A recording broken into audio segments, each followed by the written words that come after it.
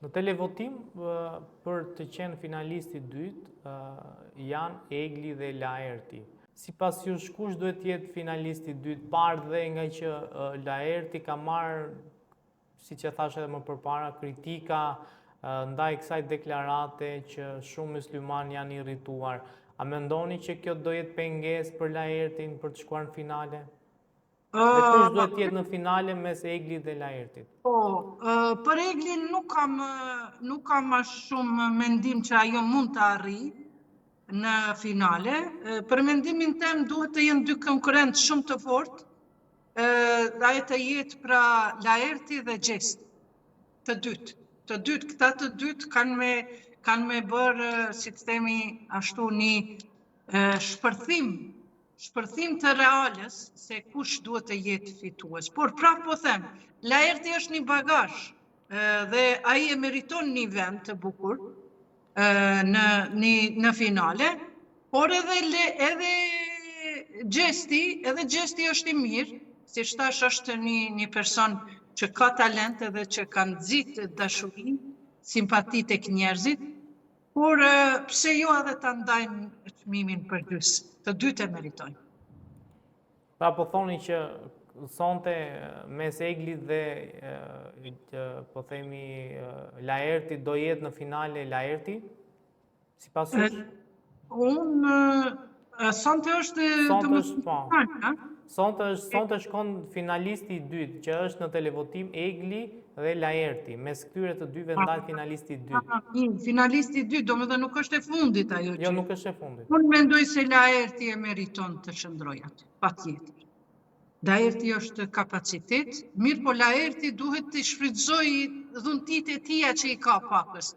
Të japë nga vetja ato çka e di, çka e njeh, edhe me vetë qëndrimin e tij intelektual, human, njerëzor, ai ka me pas ndikim edhe tek banorët tjerë. Unë mendoj se Laerti e meriton me ndejtë në final, patjetër.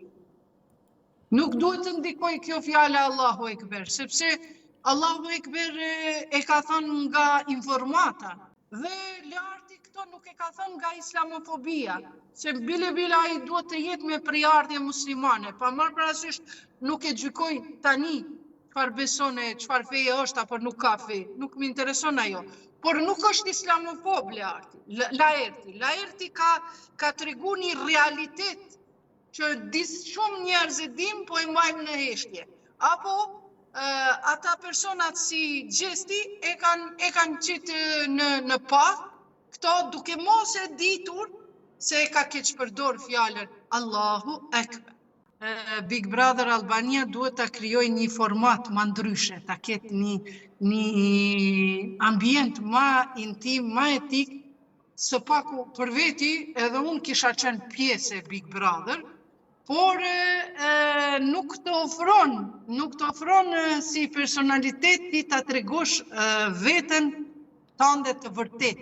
Për shembull, ku ka dhomat e gjumit të cilat janë bashk, edhe këtu bëhet diskriminim, sepse ka shumë njerëz me emër, me kulturë, me edukat, që kishin dashur të japin shembull të tjerëve me sjelljet e tyre. Apo është edhe privatësia në banje nuk respektohet as pak.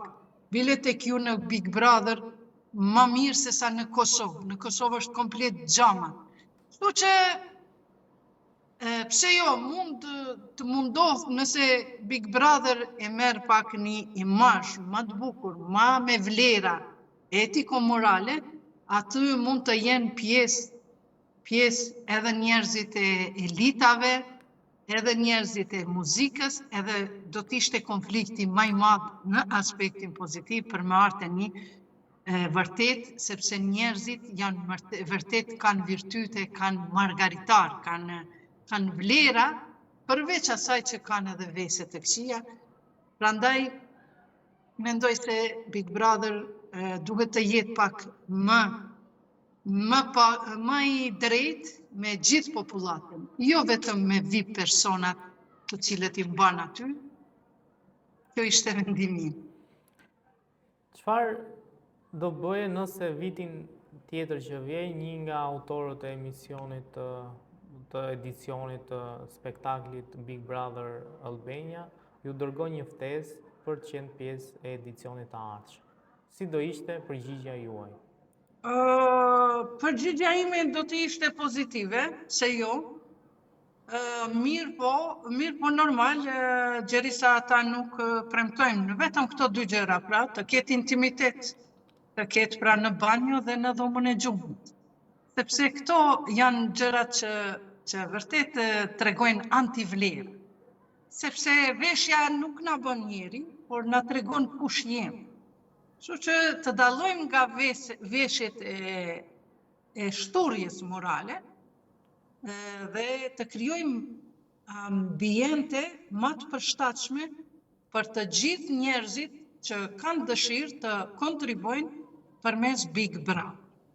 Për mendimin tim, përmes banorëve pra, për mendimin tim mendoj se Laerti dhe Gjesti duhet të jenë dy personazhe që duhet të shkojnë patjetër në finale. Të dytë sepse kemi dy kontradikta. Një person me një bagazh të madh i cili nuk po mund ta gjej veten aty. Normal, njerëzit nuk kemi të gjithë të përsosur. Dhe një person shumë atraktiv, shumë, si themi, shumë talent dhe shumë provokator për një person gjithashtu edhe as pak manipulues. Përveç këtë rastin e fundit, me gjuajtjen e Kryqit, mendoj se Big Brother duhet t'ia fal, edhe jo që t'i largoj këto bisedat fetare, por edhe t'i avansoj pakës, sepse si krishterizmi, si feja islame, si feja krishtere, janë pjesë e identitetit tonë kombëtar. A mendoni që duhen trajtuar më shumë tema të feve për qenë më familjar me këto tema dhe mos mbajnë larg, se duke i mbajtur larg njerëzit sikur i përjetojnë më ashpër momentin që fillohet të flitet në raste sporadike, po themi. Unë mendoj se nuk ka nevojë të merret ekstra tema për fejnë, sepse duhet të kemi edhe ekspert të fejës, se çdo fushë, qoftë mjekësia, qoftë teologjia, qoftë inxhinieria, të tjerë të gjithë kanë ekspertët e tyre, por në të koloritin e ditës, gjatë një dite, pse jo nëse paraqitet nevoja për të folur për diçka, ata nuk mund të them unë mendoj, ata mund të them, mund të thonë unë mendoj se kjo do të ishte më e mirë, për shembull, për një çështje fetare, apo kjo nuk do të ishte më e mirë. Por shkenca nuk e ka unë mendoj apo ti mendon. Shkenca e ka unë e di apo unë nuk e di. Prandaj temat fetare në ambientin e Big Brother nuk do të jenë pjesë asaj agjendës së ditës. Por në ndërkohë nëse kapët ndonjë element, atëherë le të bëhet me qëllim të edukimit dhe ndërtimit të një sjellje të bukur në mes të banorëve, të ndërtimit të tolerancës, të një sjellje të bukur në mes të banorëve të Big Brother. E jo të jetë temë e shtruar në rrafshin akademik, sepse nuk kemi njerëz të tillë, as nuk do të kemi. Pa parasysh unë e paraqes dëshirën që të jem pjesë e Big Brother, nuk e kam problem, por me ato kushte që i thash, prandaj mendoj se nuk ka nevojë për tema. Edhe unë nëse kisha hyrë aty, prap nuk kisha marrë temat fetare, por temat jetësore. Sot njerëzit nuk kanë nevojë më të mësohen se si mirët abdesi, por sot rinia jonë ka nevojë të stimulohet si ta mbrojë veten nga padrejtësitë, nga korrupsioni, nga shfrenimet e ndryshme që i bëhen të rinjeve duke ja marrë të drejtën e lirisë normal.